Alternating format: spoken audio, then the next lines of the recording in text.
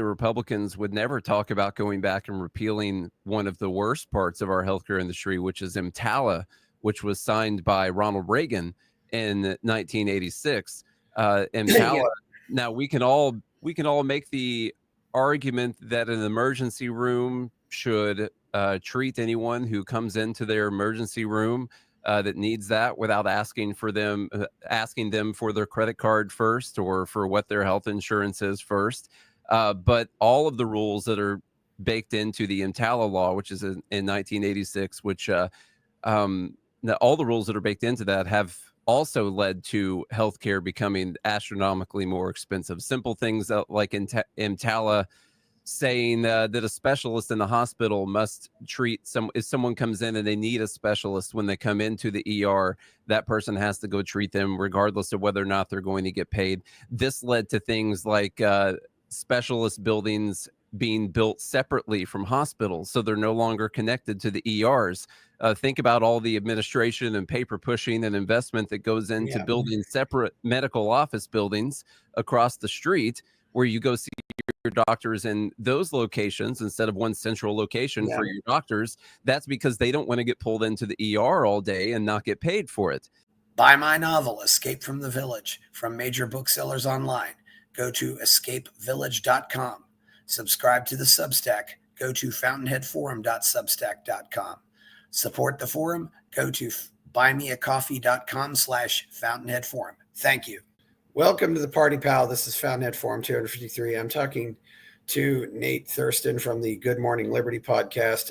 We're going to talk about the colossal mess that is American healthcare right now. I don't think I've ever covered healthcare on this show before, but Nate's got some opinions and I've got some opinions, especially with the recent incident involving the shooting of a United Healthcare CEO. I don't want to go into any theories on who did what here, but it is interesting. I should point out too, I did computer server work for about 4.5 years, working for one of the largest hospital organizations in the country. That was an organization with about, I don't know, at least 50 hospitals. I think I heard one year that they actually had 2% of all the babies born, for example, that which is actually a pretty big share, although it's still not that. Anyway, how are you, Nate? I'm doing great. Doing great this morning. It's a beautiful Monday morning here in Nashville, which means it's rainy and gross, and the weather's terrible.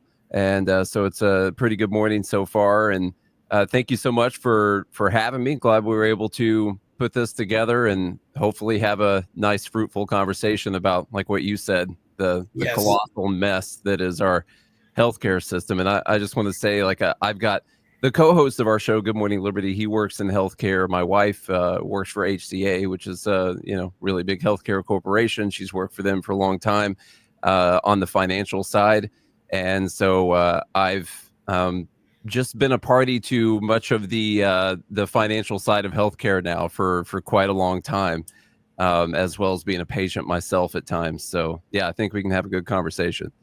Yeah, I have to admit, I interact very little with the healthcare system when I can, and a lot of stuff I'm just doing on my own, but I've never had anything huge or catastrophic. It's I joked years ago, I told people that I moved to Austin, Texas because I could only be 250 miles from Mexico. So when the American healthcare system collapses, I wouldn't have that far to go to get away from it.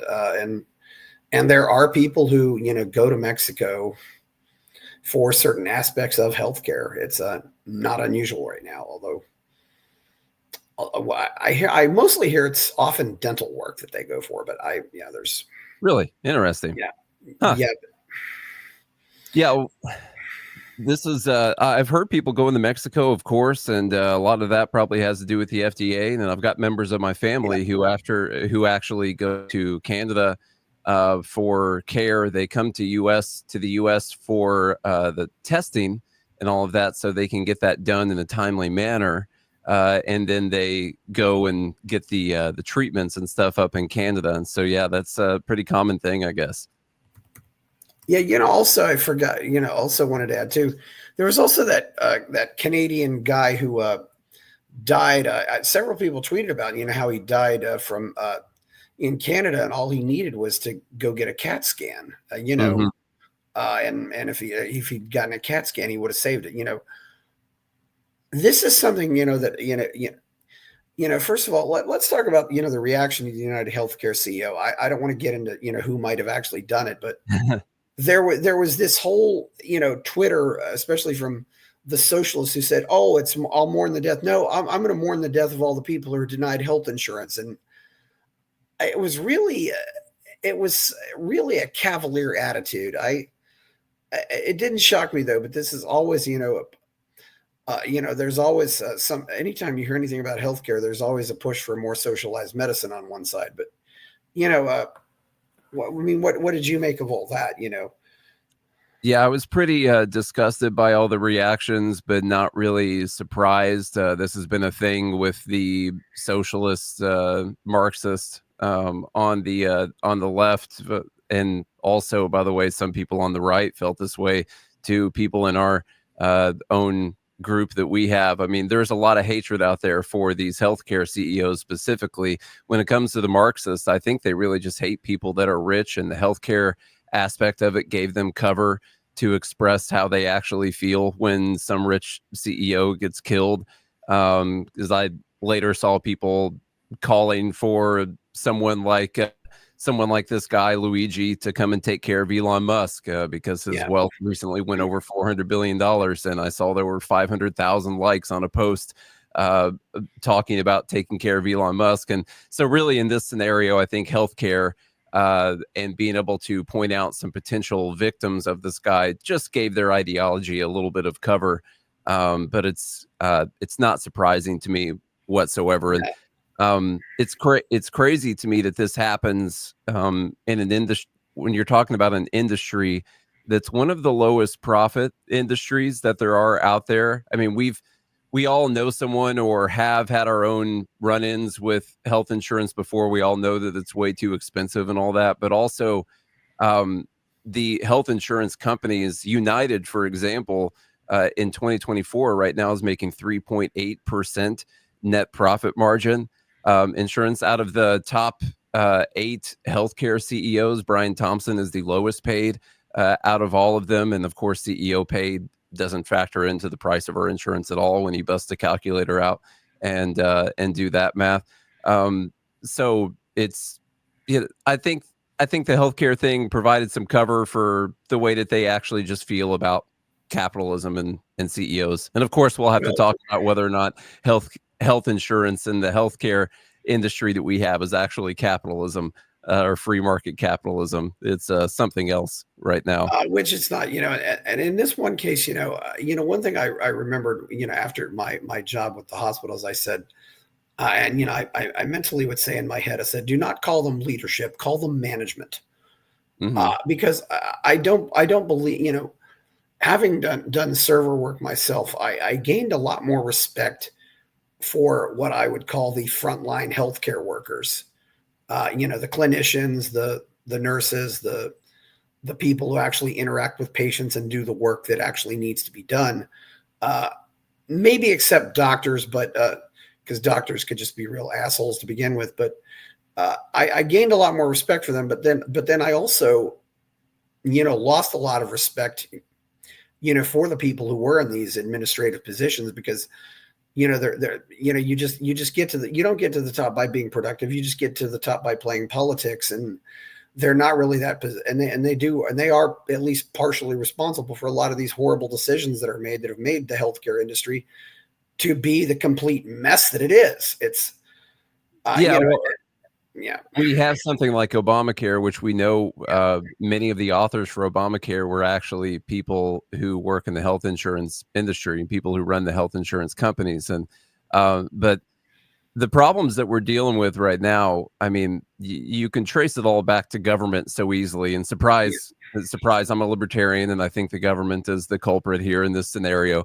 But they definitely are. There's so many easy ways to trace it back.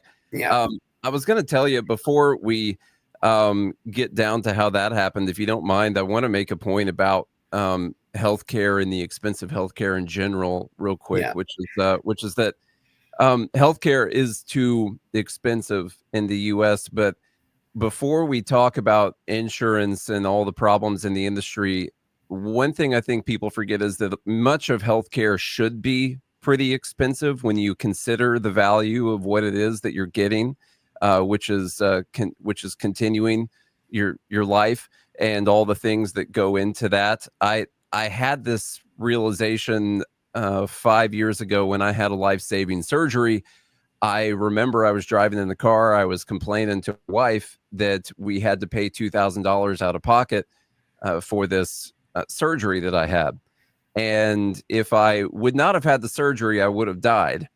And I also know that they paid way more for that surgery than what I did. They paid about $70,000 for that surgery. And I realized as I was driving that I was complaining about paying $2,000 to still be alive right now. And this was like a year after we bought a house. I had just gotten a car, things like that. And so you spent however much money. This is back when houses were actually affordable. But got the house, got a car, and then here's this $2,000 expense, which is cheaper than what we're going to pay for this vacation that we're going on in May. And I'm complaining about that. But that should be the most important expense out of all of those things that I just named. And instead, I naturally had this mentality that I shouldn't have paid any money for it at all. And that's how I think a lot of people naturally feel, I guess. But the value of paying someone to keep you alive rather than just dying should be a considerable amount of money in most cases. Well, I see where you're coming from on that. I do think, as you pointed out, the healthcare isn't, I certainly believe what you say also when there's not a lot of profit in the insurance industry, but we can both agree too, though, that that the system is also largely expensive because it's full of people who push papers and go to meetings, for example, and they're paid, and they're very well paid to do that. And having worked, done server support and information technology, it was kind of interesting, but we were, sometimes you'd get these high priority tickets and it would be somebody like, I'm a nurse and I can't chart. And that's, I think that is definitely absolutely positively a high priority situation. But then but then they'd call it the same, if it was somebody like, well, I can't send out invoices. And I'm like, well, if you have to wait a couple hours to send out invoices, is somebody going to die? I mean, I'm thinking that too. And of course, in our situation it was even worse, it'd be like, well, the security guard can't surf the web. There was no prior. It almost seemed like really the paper pushers were. And I do think when you get to when an industry gets as corrupt as healthcare, they do treat the paper pushers like they're more important. Yeah. Speaking of the paper pushers, the biggest problem we have here, if we want to talk about the cost of the healthcare, is that it's mostly paid for using what are called third-party payers. So the person who's receiving the service is not the person who is paying the service provider. And that is something that can actually help keep the costs down. For instance, the amount that we spend per capita on healthcare since 1970 has increased by about 7 or 8 fold during that time since 1970. The amount that Americans pay out of pocket for healthcare has increased by 2 since then. It has doubled since then. And so why is the total increased by 8, but the amount we pay out of pocket has increased by 2? An easy way to say that is that it's much harder to increase the cost when you have to depend on out-of-pocket money to pay for something.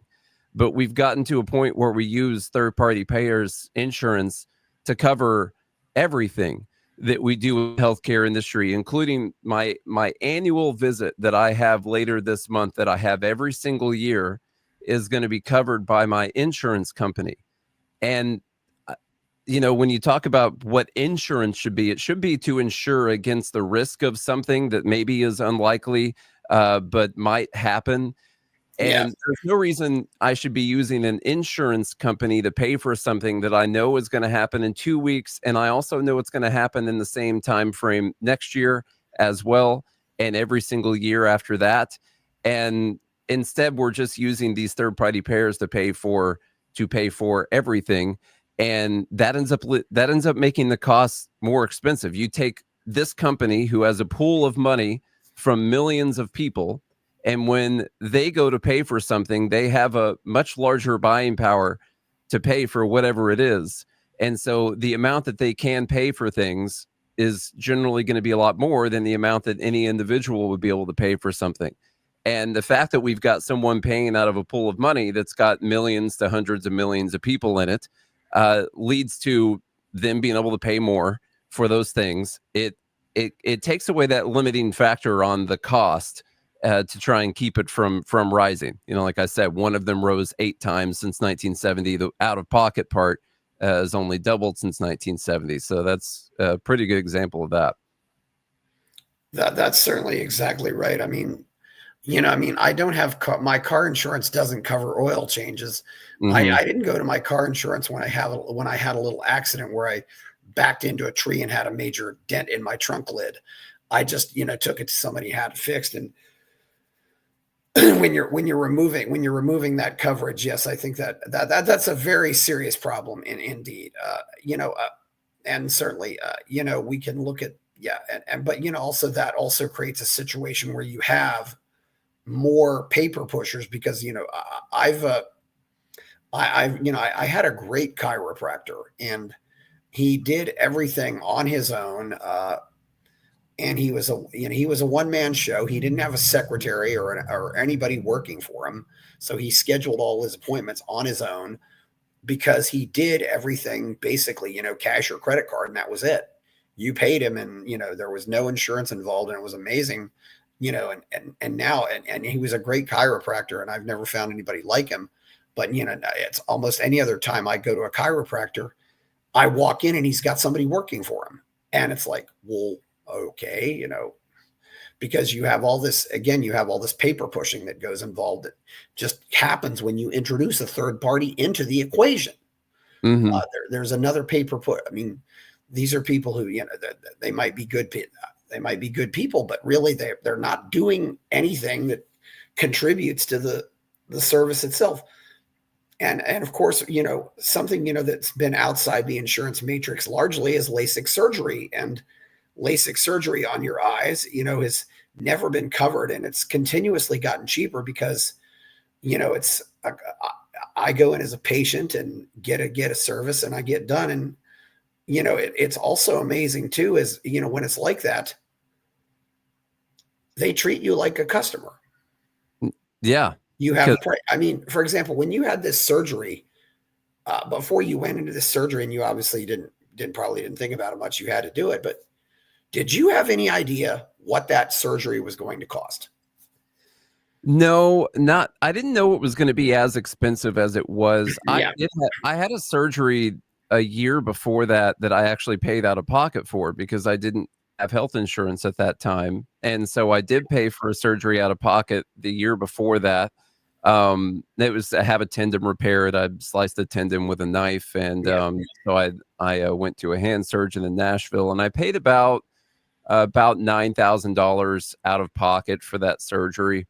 And I know that cash prices are much cheaper, but I didn't think it would be, a tenth of the cost to pay a cash price. I didn't expect all the bills that I saw come in from my other surgery to total $70,000, $80,000, something like that.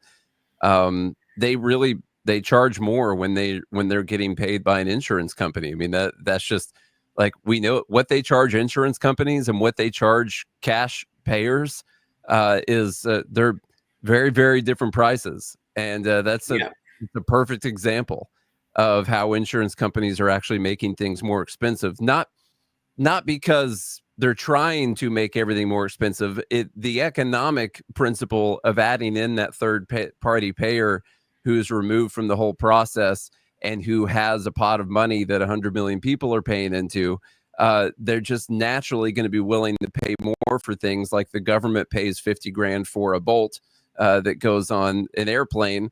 An insurance company might pay, 10 times as much for the surgery than what they would have just charged me if I was paying for it. And that becomes a problem when you have insurance companies paying for almost all of the healthcare in the country, and then someone who doesn't have health insurance tries to come and use that system, and all the prices are worked into people who are all using health insurance to pay for all of it. That's what all the pricing structure is based on. And so that's how it becomes so impossible to afford for someone who comes in and can't use health insurance. Well, yeah, and assuming, I'm going to assume that there are different levels of training also. I mean, I would expect that heart surgery or brain surgery would be more expensive than, surgery on a tendon. You need to get that tendon fixed, but it's not going to kill you if you don't. But and that's something, that's something also that you probably, I would certainly have considered medical tourism for. Go to Mexico or something like that. You might have ended up paying a lot less, but there's something else that, at play as well here too, though, and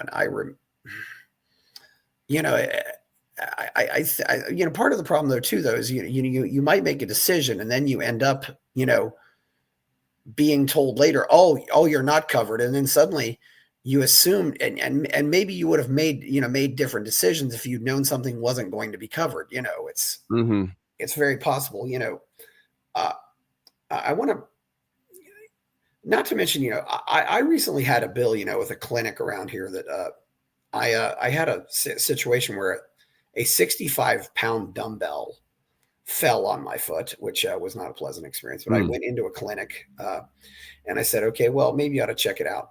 No break in the bone, fortunately. But then, a few months later, I get the bill and I decide, I just want to make sure I'm pretty sure I know what the bill is, but so happens, so I'll just go over to their office and try to pay them. And so I walk in, and I think they closed at 5, and it was like 4:48 or something. And they said, "Oh, we already shut down our computers." And I'm just like, and I walk, and my first reactions were, "Well, that's typical for healthcare." Yeah. Here I am trying to pay a bill, and it's like there's no attitude. There's absolutely no attitude of where we work for the customer. It's like, we don't care. Fuck you. You want to pay the bill. Tough shit. I mean, you shut down, we all shut down our computers 12 minutes before we close. It's like, in a real business, you would have your computers on, especially to take payments and until you close. Only in healthcare would it happen like this. And I think that's part of what frustrates people. It's, I think it's because they work in a market that there's limited competition. There's a lot of competition. There's a lot of clinics out there. There's multiple hospitals, but then people who have insurance are generally only covered for certain people that are in network and all of that. And basically what I'm saying is that they have less competition than they should in a more free market. And also, if you have that same experience at McDonald's, you go in late or whatever, they might care more. Maybe McDonald's is a bad example, but we'll stick with something like that. They might care more because you're the actual customer and the person who's paying them. And typically in these other environments, the people that are paying them are the people that they're going to send all those forms to and try to get payment from via the insurance company. And it doesn't really matter how they treat you. They're going to get their payment from whoever it is that they're billing for it. And it might not be the case with you in that instance, but that's typically what they deal with is, then this person, like, that's just the person that I got to write down their name and information on the form. I got to be nice to the insurance guy. That's the person who's going to send me the money, not this guy. And, let's also throw in the fact here too, that most patients don't pay for their health insurance either. If your health insurance, is like through your employer, so you're another step removed. I've noticed, for example, the differences between health insurance and my car insurance. And sometimes when I've had an accident, I will go into State Farm and State Farm, and I will never leave State Farm unless you pull a tooth out of me or something, because they've just been fantastic for me my whole life. But, well, they dropped me, so you must be doing a good job. But State Farm will look and say, okay, this. We think this is going to cost X. And they would cut me a check. And then I would go to a mechanic and say, fix this. And then I would shop around. And, often, in one case, I made a profit off this, because I ended up, I still shopped around. And of course, the mechanic was still working for me.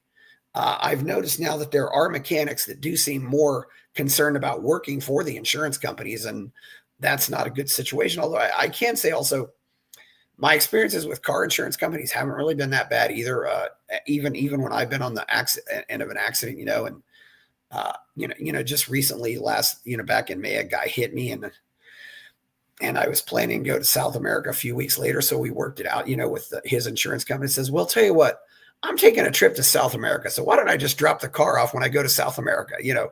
So you don't have to pay for a rental car." And, and of course they only paid for a rental car for like 2 days because, I got back, but I was gone for 2 weeks and I didn't need a car anyway. And of course I saved parking on the airport. So there was a lot more common sense there than you would ever get in healthcare. I want to bring up something too, though, about the failures of socialized medicine. I had several people who knew this guy, it seemed, and he was on Twitter under the handle of big_figget. His name was actually Adam Burgoyne, and he actually tweeted this when he was still alive. Had a bit of a health scare last night, but thankfully it wasn't a heart attack. Not sure what it was, though, because once they made sure I wasn't dying, I was thrown out into the waiting room, and 6 hours later I said, fuck it, and went home. Canadian healthcare, folks, best in the world. I'll have to shave the rest of my chest, I guess. And then later, Mr. Adam Burgoyne died. I heard that story. Yeah. And he died, and apparently what would have saved him was a simple CAT scan, which, according to one person, would have cost maybe $500 or $1,000. And this is the issue with socialized medicine. You have rationing, and therefore, we don't need to give him a CAT scan. Now, he would have had that CAT scan. He would have still been alive. I don't know what else or he might have gotten saved. But he died because healthcare is rationed. And when you ration healthcare, yes, that also kills people. Yes. So it's quite unfortunate this happened. And somehow people get away with still talking about these other countries who have socialized medicine, and they assign some kind of moral virtue to these countries, even though they ignore the fact that a lot of people do die because they're waiting too long. And not just the people who die. Yes. Many people have to go through terrible circumstances, waiting for 6 months to get their MRI, and then they wait another 6 months to get their surgery afterwards and have a terrible quality of life and worse outcomes sometimes. And this is what happens when you say you're going to provide everyone with something. You end up with shortages and rationing. It's basic economics that happens, and all of these countries deal with it. Mm-hmm. And some people want to say they'll make that trade-off. They want the U.S. to go to a single-payer healthcare system. I think we're going to get there eventually. I see no signs of the political will to turn us back in the opposite direction. So I think we're going to go that way. But even if we won't even end up with the outcomes they have in the other countries that people mention, one thing that people don't remember is that even comparing Canada and the U.S., Canada has the population of California, and then we have another 300 million people on top of that. And when you throw in this entire country full of hundreds of millions of people and say, well, yeah, we could institute the same healthcare system they have in Denmark, which has 6 million people in it, that we're going to have the same outcomes that they have in Sweden, which has somewhere between 5 and 10 million people in it. It's not going to happen. It's going to get more inefficient the larger you scale it up. If anything, I wish these people would argue for trying it in a single state first, or maybe even a city first. But there have been states that have tried to do this and failed.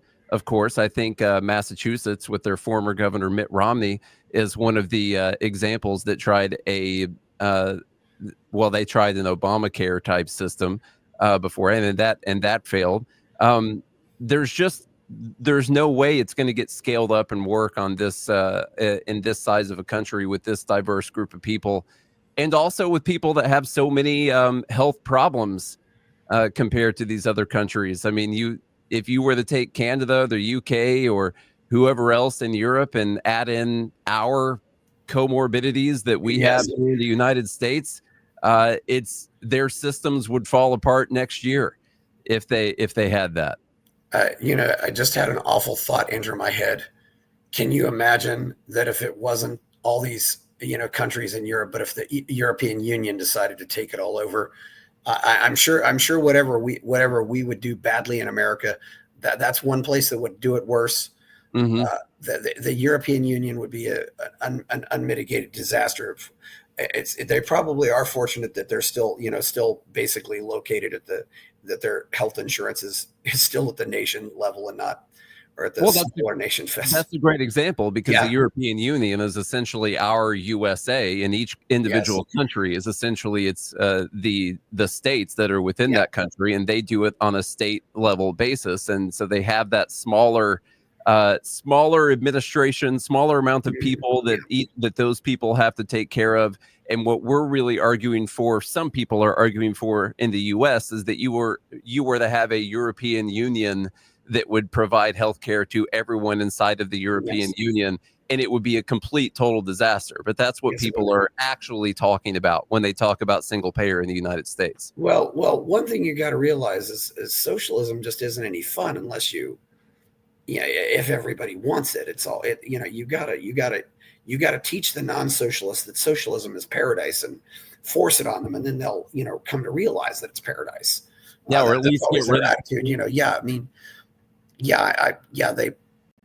They probably could. Romney care, and Nate, this is the other thing too we've got to bring up, and nobody is arguing for capitalism here, and the other thing too is, I think both parties are basically interchangeable on this issue. Mm-hmm.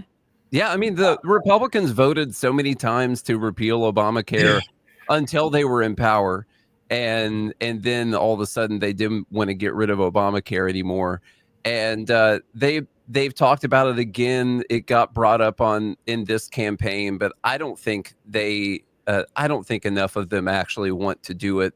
And so what they'll probably do is they'll create some new initiatives. They'll create some new departments or add some new jobs to the current departments to try and alleviate some of the problems, but they're going to have more government. I don't see more free market popping up in this system. It's going to be more government to try and take care of what they're going to say are the shortcomings or the failures of the free market in our system. And no, I mean, neither side is really different here. The Republicans and Democrats both want more power, control, and more government. They just want it for the things that they want, and so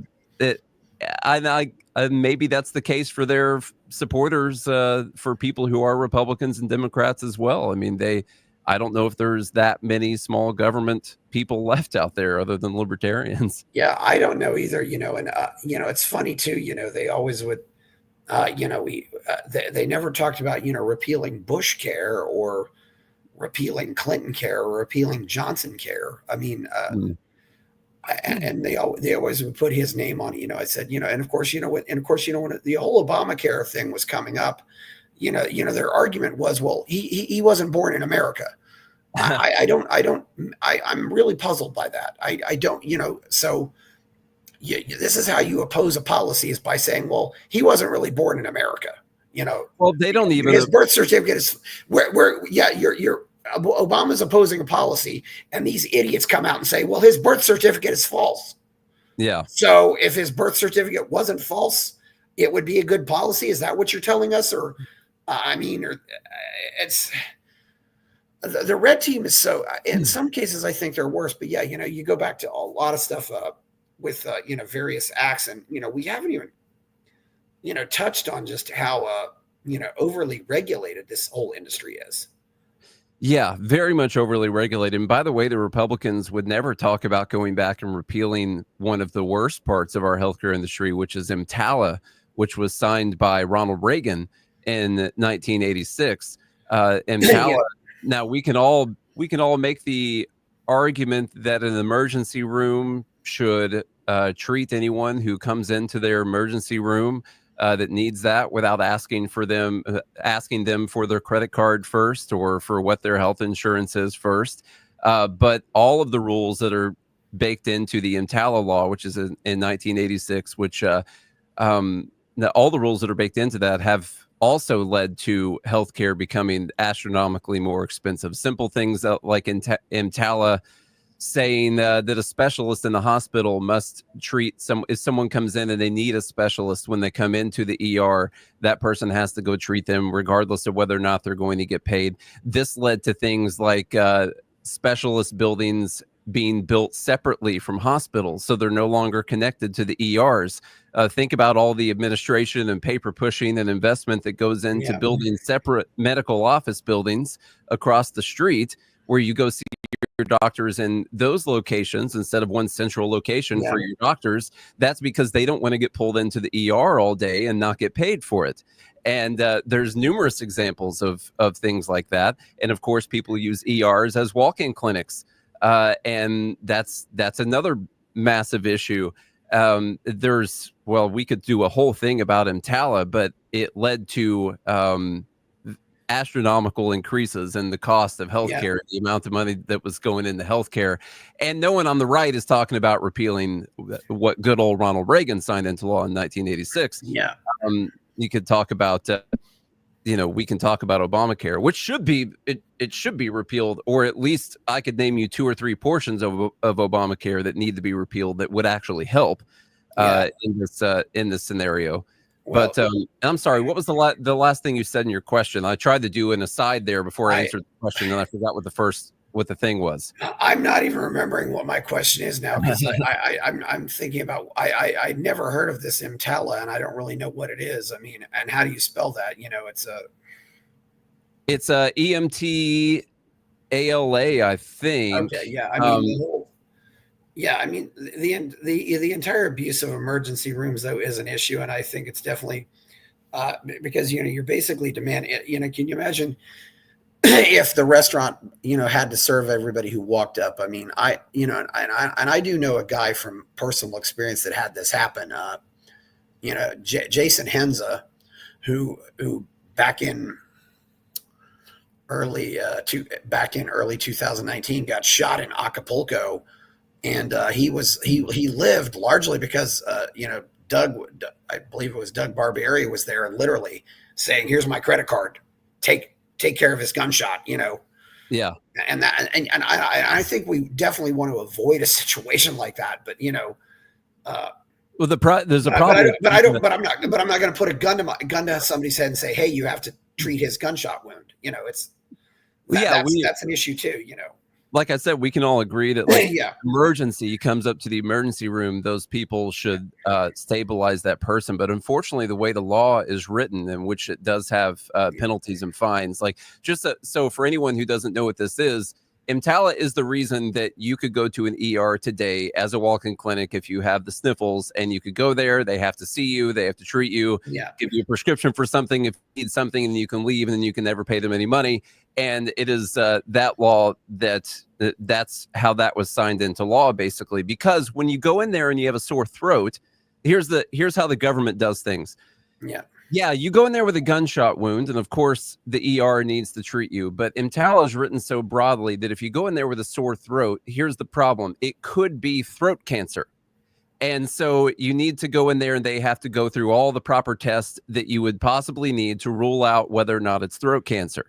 Now, even if they denied you, if they said, well, this isn't an emergency and they weren't able to see you, and it turned out to not be throat cancer, it just turned out that you had something going on, your throat was sore, just normal seasonal things, they're still in violation of EMTALA because they didn't see you and rule out that it was throat cancer.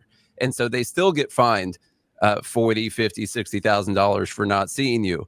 And so they have to let everyone in, because any problem could be the worst case scenario where that needs to be checked out.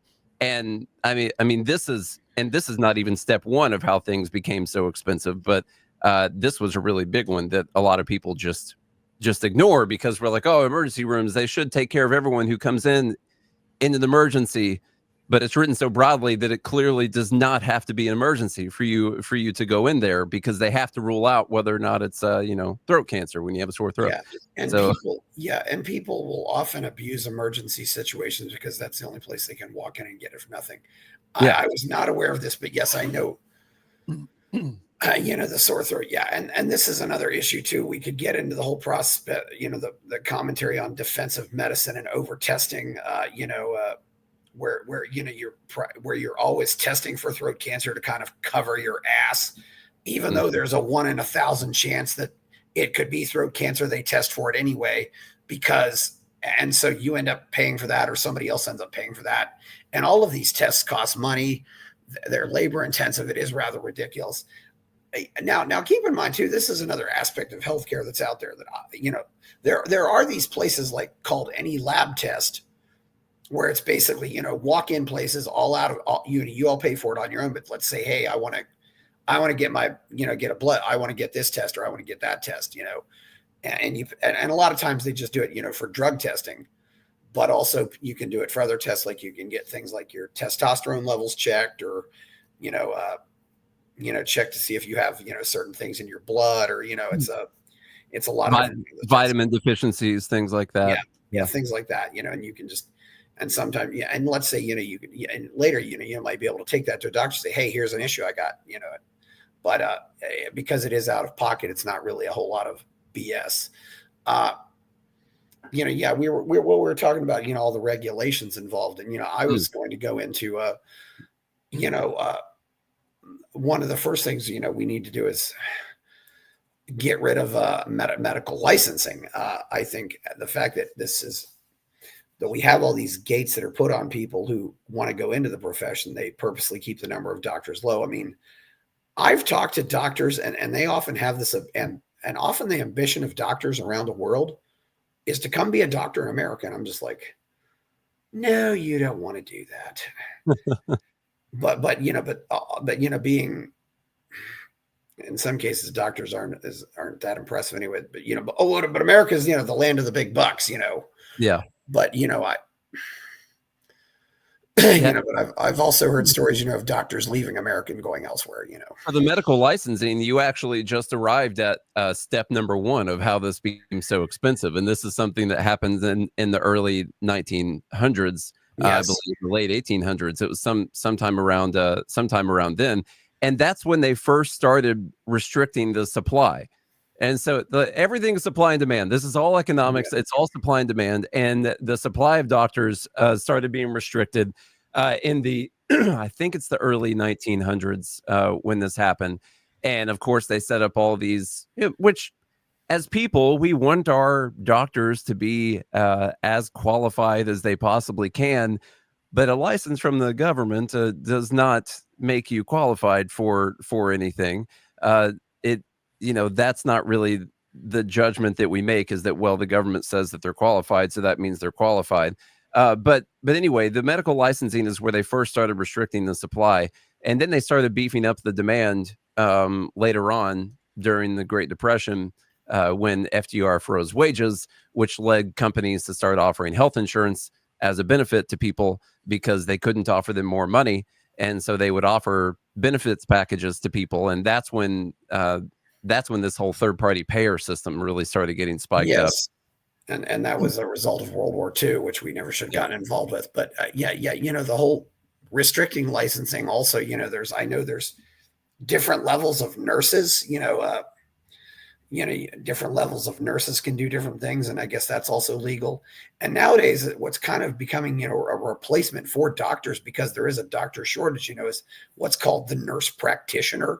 Mm-hmm. You walk in and because you'll see the nurse practitioner and talk to her for, you've got an hour appointment. You'll talk to her for 55 minutes, if you're lucky, and then the doctor will come in and see you for 2 or 3 minutes, and he'll sign off on the prescription, but the nurse practitioner has really done all the work. It's amazing how, they do work around these things, but nobody, and I don't hear any doctors, advocating for, or very few doctors advocating for getting rid of licensing, or well, no, once you get in that system, you're perfectly fine with other people being held out of that system. Once you make it into it, it's that's pretty typical in anything. I'm sure a licensed plumber wouldn't like it that a non-licensed plumber would be able to get the same jobs.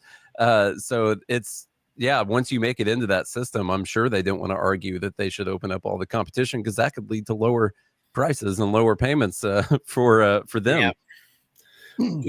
And not to mention, there's also the, and also, the entire prescription system itself, which requires you to go to a doctor and makes these prescription drugs more expensive.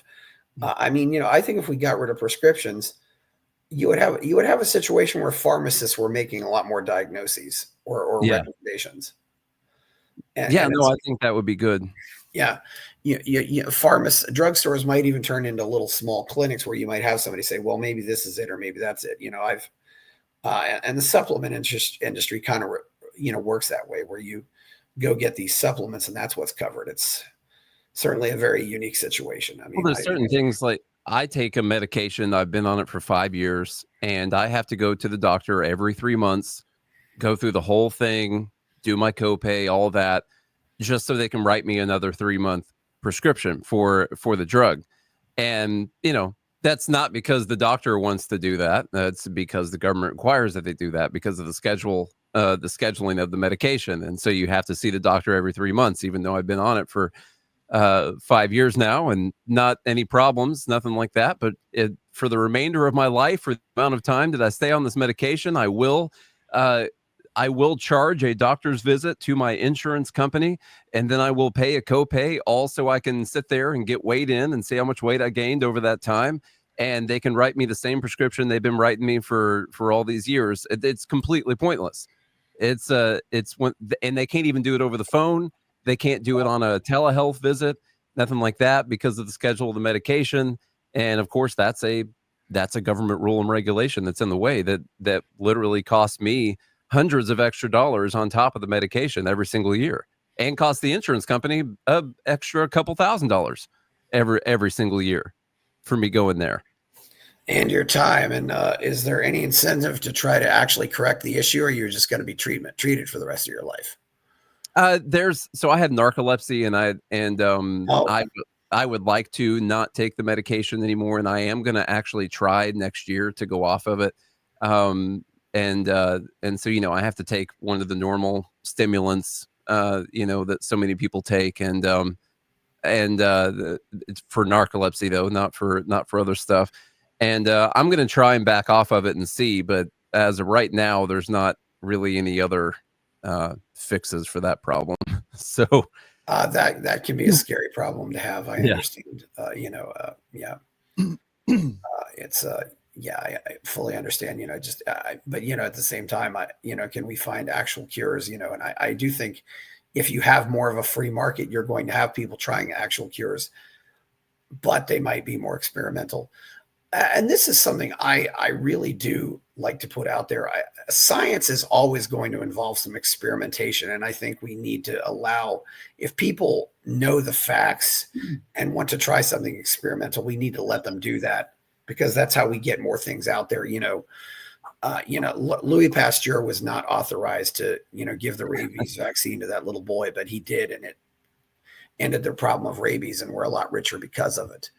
And like you said, that's something, that I actually experienced, a long time ago. And it's about, I will say this, that's one thing. It's about the same price as it was, rabies shots, which of course, if you adjust for inflation, it has gotten cheaper, but that's also, a case of, well, we're charging you $1,000 for this, but if you don't take it, you might die. So, okay. Yeah. I had just turned 11, and we never found the dog. So, Yeah. We, I do think we need more allow for more experimentation and what is necessary in the free market when it comes to these medications is that these companies can be held liable if they hurt a bunch of people with their medication. The liability is the reason that I never took the COVID vaccine. It really wasn't.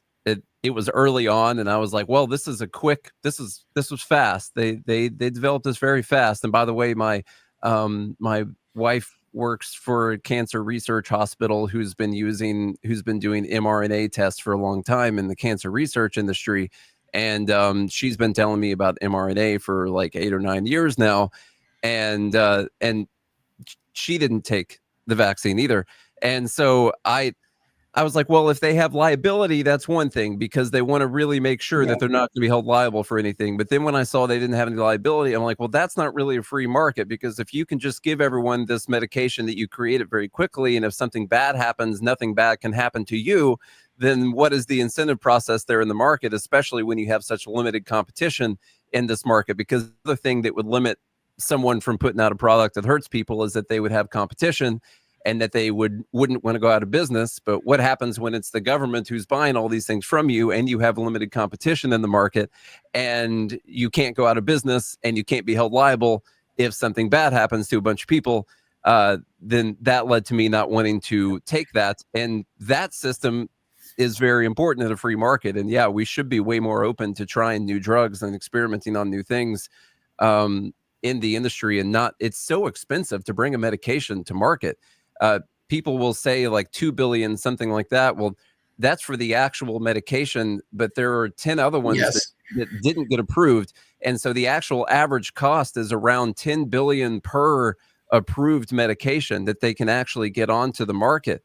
And it makes it so expensive. You know, people say, well, they don't want to treat this because they just can't make enough money off of it, because it's only afflicts 50,000 people every single year or something like that. Well, yeah. When you have a system that would cost you $10 billion to get that onto the market, and then you think about, well, there's only 50 or 100,000 people that have this current condition. Well, what are you going to have to charge to those people? Is that even going to be possible for you to charge that amount? Or the insurance company is going to pay it? Is Medicare going to pay it? What are they going to pay for it? Making those drugs so expensive has led to less drugs coming onto the market. Yeah. And drugs used to be much, much cheaper to get onto the market, 40, 50 years ago. And now we only get these massive, super mass appeal drugs that millions of people are going to take because they have to recoup the billions of dollars that they spent on it. Yes. Well, Mary Ruwart also talks a lot about I think it was an act that involved, they not only have to prove that the drugs are safe, they have to prove that they're effective, which is actually much more difficult. We certainly can have a situation where, sometimes you have to, give it to people to prove that it's effective, and I know a lot of people in Austin, now and then, who will do medical research studies. You're actually paid basically to be a guinea pig. They get paid really good money to go through those, some people almost make a living doing that. It's not the best way, but it's definitely. Oh, they pay good money. I've looked into it before. Back when I couldn't pay any of my bills, I was trying to sign up for those things because they pay really good money for that research. There's so many factors involved. I do want to bring up the issue of lawsuits. I think it is important, but we also have a system that really abuses lawsuits, and we need, and that's why above all we need loser pays in this country. If you file a stupid lawsuit and lose, you should have to pay for that. I think we have still 25 times as many lawyers per capita in this country. I mean, there's certainly silly issues where people are suing doctors or suing people who didn't really do anything wrong, and it's just. But that is one of the risks you take with medical tourism is if you go to Mexico, I don't know how you're going to sue somebody for a screw up, but you just got to be careful and make sure you're dealing with reputable people. What's crazy to me is that you can still sue even if you can sign a form, saying that you agree, the liability and all that kind of stuff, and then even if something goes wrong, you can still sue afterwards. Like the form is almost, you can still Yes. sue and try and get some money after that. And yeah, that system is very much abused. I would like to see comparisons of what happens in these other countries that have these perfect healthcare systems. I actually don't know what their systems are like for lawsuits, torts or Yeah. things like that. I have no idea what their systems are like. And one of the things, and I remember, and sometimes I notice this happens a lot, or I know this happened once. I can't remember some clinic I was going to, but I remember, said, well, schedule an appointment, come in, Monday or whatever. And so, they say, well, go fill out all this paperwork before you come in. So I go on the web, get all this paperwork, fill it out. And then as soon as I walk in their office, it says, oh, I'm sorry, here's this other paperwork you need to fill out. Mhm. And of course, this was the paperwork that said, well, I agree to go to arbitration if something goes wrong. And it's just hitting my head up. Why didn't you include this with the other paperwork? Yeah. And I never went back to that place just because of how they did that. You didn't include this in other words, you wanted to get me to sign this without thinking about it.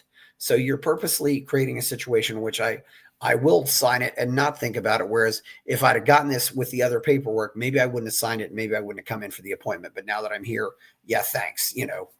Yeah, that's true. They didn't want you to have time to read over it. And or even have somebody look at it, mhm. like another lawyer. Yeah. There's all kinds of stuff like that. It's definitely a problem. It's, well, we went over licensing. We went over different things like, there's so many things here, Well, I've got a list of things from Obamacare, and then yeah, sure. Yeah, go ahead. I mean, there's things like certificate of need laws, which not all states have. And has anybody done a study, on states with certificate of need and states without certificate of need and seen compared healthcare costs there? It's actually very similar. So the numbers are very hard to find, and of course, when you look at certificate of need, you have to look at, okay, well, how detailed is the certificate of need, because there's different levels of certificate of need laws. For instance, Tennessee used to require you to get approval if you wanted to add a new MRI machine, and they eventually got rid of that 6 or 7 years ago, but they still require it if you want to build a new building. Just for anyone listening who doesn't know, certificate of need is when, imagine this scenario: you are going to build a restaurant across the street from McDonald's, and you have to get the government's permission. You have to prove that there is a need for this other restaurant in this area for you to build this building and to serve these people.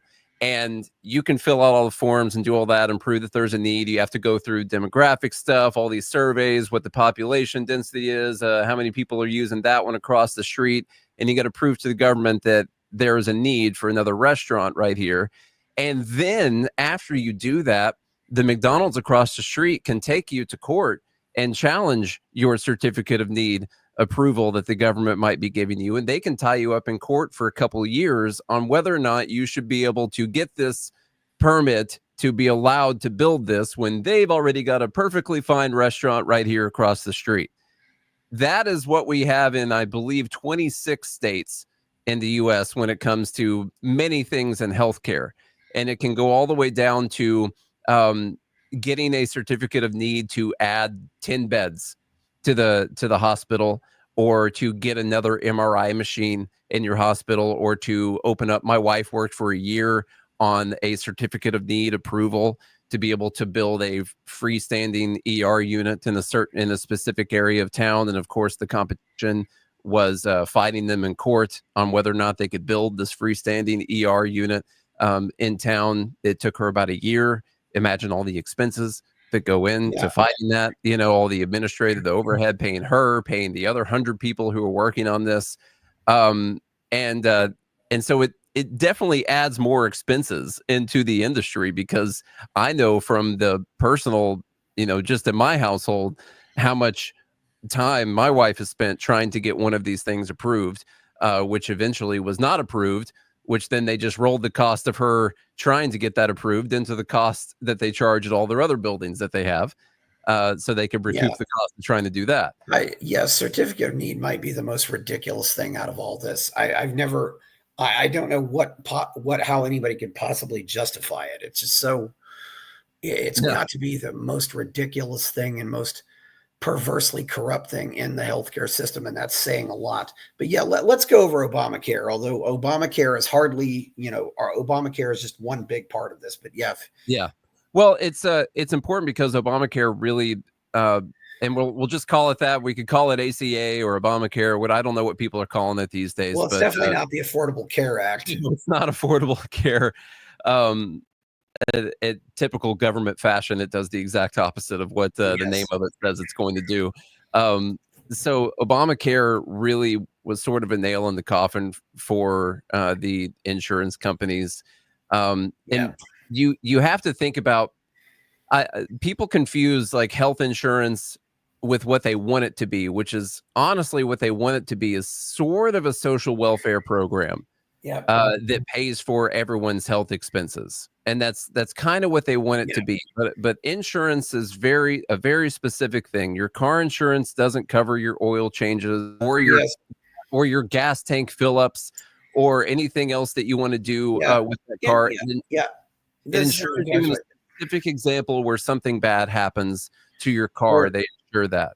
or as I like to describe it as, a catastrophic expense that would cost you, say, 1 month of salary, or for some people, maybe they would even want to say, maybe, well, I can afford 1 month of salary, but maybe something, that'll cost me 3 months salary, Mhm. Something that, is going to hit you hard, and something that you can't plan for or really anticipate, it's just, Yeah, and so what's so important for insurance companies is that they can create these what are called risk pools, and so they put these people in a risk pool, and you have so many people yeah, that are higher risk balanced out with a whole bunch more people that are very low risk, and so the reason that they're able to, let's say the year I had my surgery, I paid them $2,000, they paid a hospital $70,000 for my expense that I had.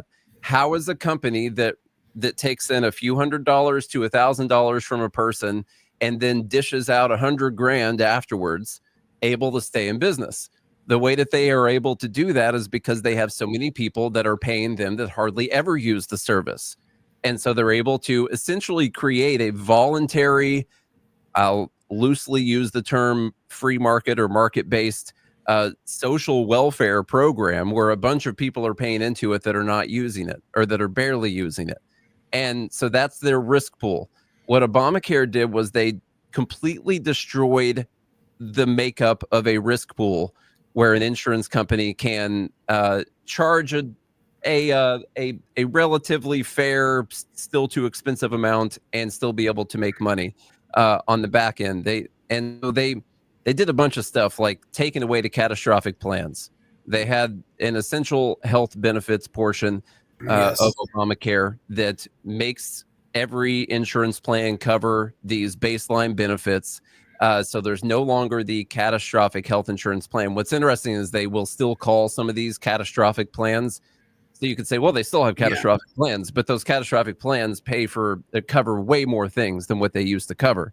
And so maybe you could make the argument that a catastrophic plan is not a smart plan to buy or whatever, but yeah, probably for a 25, 30-year-old guy who's not at the point of life where he's about to have a bunch of healthcare problems. Maybe he's out of his, yes, other dangerous days that he was living, 10 years prior to that too. A catastrophic plan is probably yeah, mhm, a reasonable thing for someone to buy, but now yeah, people can't buy that. And so now the cheapest insurance plan you can buy has to cover what a mid-level insurance plan used to cover way back in the day. And so what does that naturally do? That makes the insurance cost more. Like clearly they have to raise the premiums that yeah, people are paying to cover more things. That's a that is a foregone conclusion, 100% thing that has to happen when they just mandate that one thing. yeah, And then there's a bunch of other things that they mandate inside of Obamacare, like community rating. And community rating is where there are rules that you can't charge different people different amounts based on their health risk that they have. And they separate that out by like age and location and gender. And the only thing you can take into account is whether or not they're a smoker. You can charge a smoker 50% more than you charge a non-smoker. That's not as much as they used to be able to charge, but it's 50% more. The limitation they put on older people versus younger people is that you can charge an older person 3 times more than you charge a younger person. But that number used to be 5 or 6 times more before Obamacare. And so what naturally happens when you can't charge different people different amounts based on the health risk that they pose to the risk pool that you're going to be putting them in is that they raise the cost of the entire thing.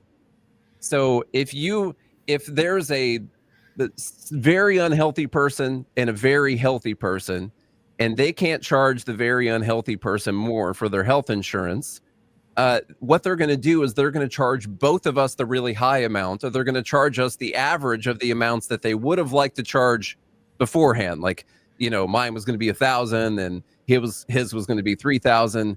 And instead they meet in the middle between those two plans because they can't do what I just said they would want to charge those people. So that makes my health insurance premium go up because they can't charge the higher risk people more money.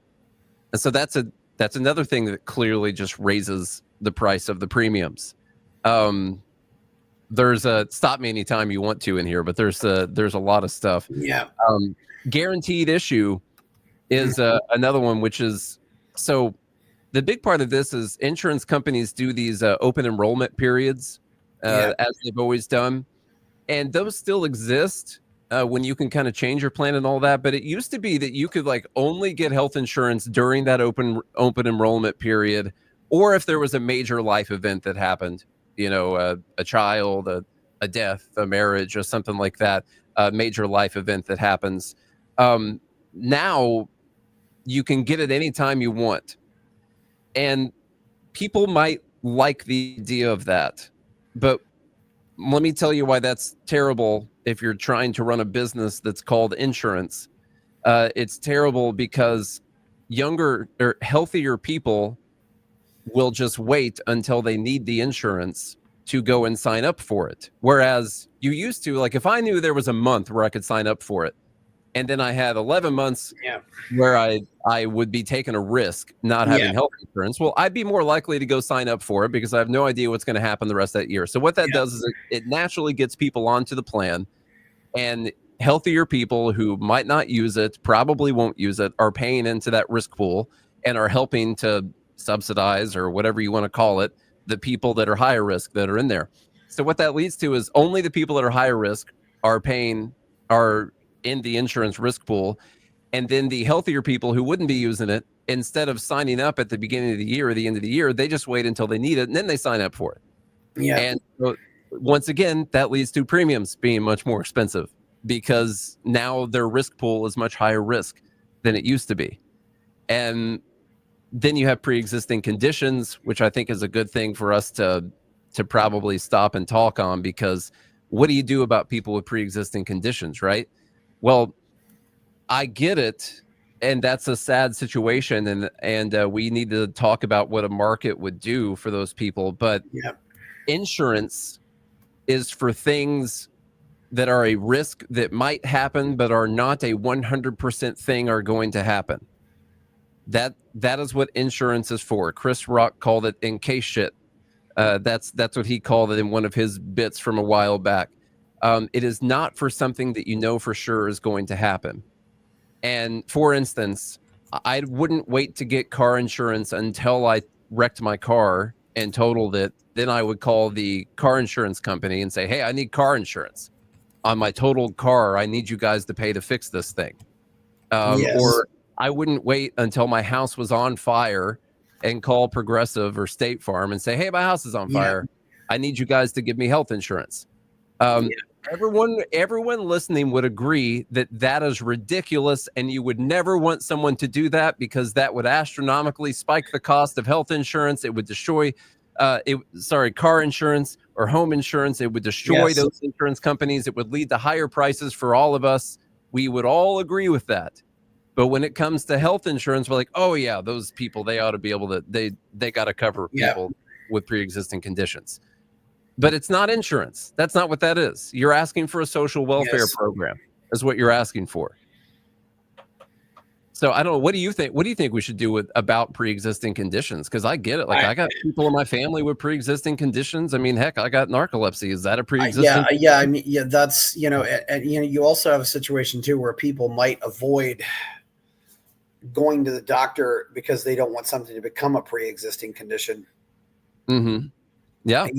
There's a lot of things. I mean, you don't really have this is the problem. You don't really have pre-existing conditions with other things, but I can certainly remember, for example, when one workplace where I was, they sometimes, insurance will put conditions on things. For example, where I worked, our supervisor once sent out a message saying, yeah, we're not allowed to have candles here, just because there was a fire risk for having candles in the office. And and one of the dumbest things I see is I've seen companies where it's company policy that you back into parking spaces. Huh. I'm thinking that's got to be some dumb insurance rule. I'm betting on it. And of course,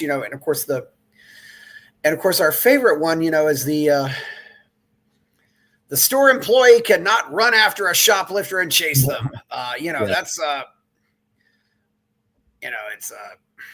he's not allowed to do that, even if he can easily stop him, or actually the case now was there was a woman in the grocery store and somebody stole her purse, and the guy working for the grocery store ran after the guy who stole the purse. But you get the idea. It's there's a lot of weird things because insurance defines all these things as risks, and they can come up with excuses to deny you. Yeah, I don't know how it's really hard to evaluate these things. Because obviously you still want people not to be sent to the poorhouse because of things, but obviously the others too. And life insurance, there's also that issue. Somebody told me, when I was young, I said, well, yes, but if you start a life insurance now, you protect your insurability. Mm-hmm. Because maybe you don't think you're going to need it because you don't have a family or anything, but because suddenly if you have a heart attack or something, suddenly you're going to be paying more for life insurance. But if you get that life insurance, when you're in great health, you're still going to be paying those great health prices as you get older. But pre-existing conditions are a very, I don't know how you really know what you can do because, maybe a pre-existing condition can also go away. There's a lot of stuff here. The life insurance thing is a great example. You talked earlier about health insurance plans being connected to your job. Yeah. And, imagine if your car insurance was connected to your job. Oh my God. As we pointed out, and maybe a better example, nobody goes to their insurance company, or very few people will go to their insurance company because somebody stole a hubcap. Granted, that's not something you expect to have happen, but most people will just go out and, go down to the hubcap shop or wherever and say, hey, I need a new hubcap, and that'll be done, or when your wiper gets damaged, the health insurance thing being connected to your job is a big deal because people want to change jobs. And actually you could look at the economic effects on that of people not having economic mobility as much because they're afraid to change jobs and they don't want to change health insurance.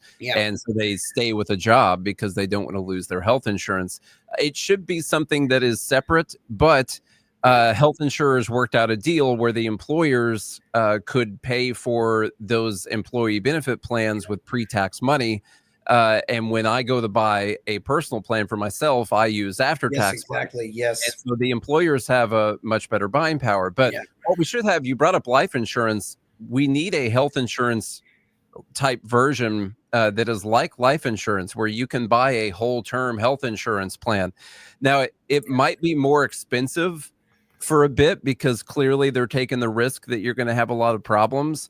But imagine if you bought imagine if you're 30 and you're able to buy into a 40-year whole term health insurance plan, something like that.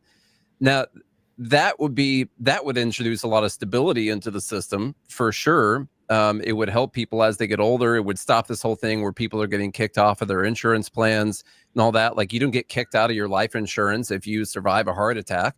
if you've got a plan that's going to protect you until death.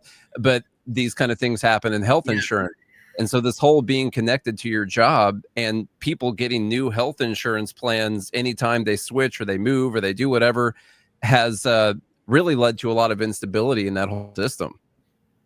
Yeah, definitely. And also, you'll get a chronic condition and they'll pay insurance for say 3 months and they drop it.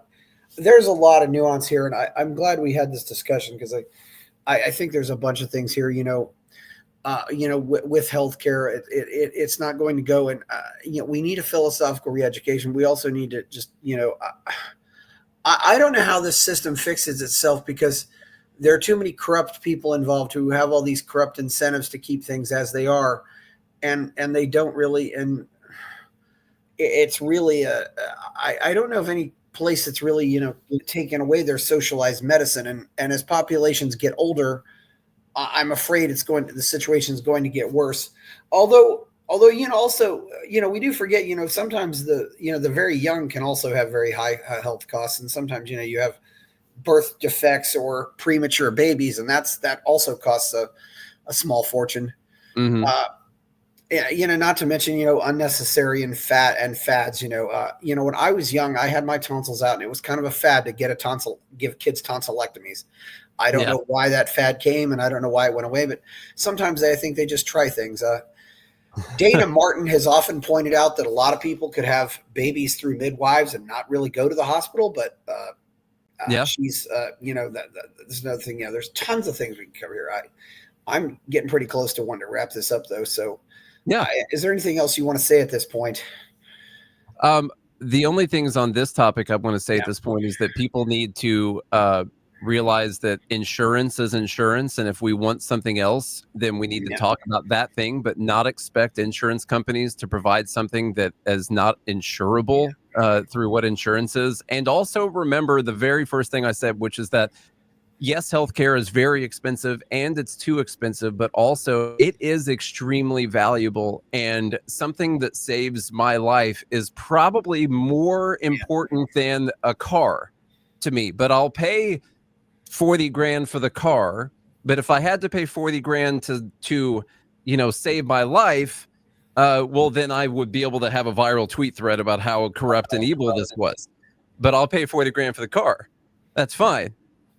Isn't it weird when you think about that? I'm not saying that it can't be cheaper, but also we need to appreciate the value of what we're talking about here, which is saving people's lives, which is more valuable than all the other things we pay for.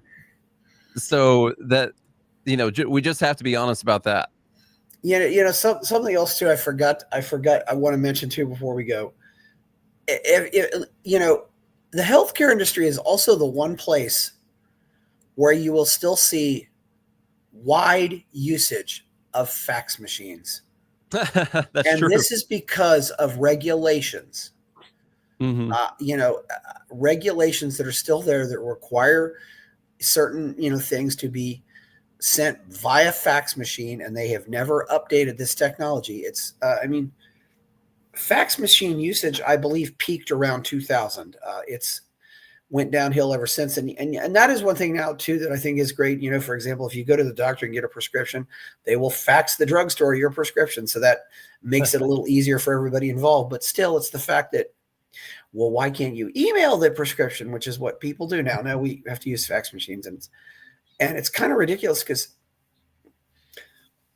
email would be more secure, but the government bureaucrats have decided that it's not more secure. So yes, there's still widespread usage of fax machines in the healthcare industry, which we might even have some listeners saying, "What's a fax machine?" Exactly. I mean, this is an industry that the government is heavily involved in, and it's starting to look like the DMV, and that's not surprising. I hope people don't push it more into a DMV scenario, but my guess is not to be so negative here. We're going to get more government, not less. We have too many people who are in there, and there's no, and there aren't any academics talking about it. I believe, I should also mention, I believe Singapore is largely held up as a model of what a true free market healthcare system would look like.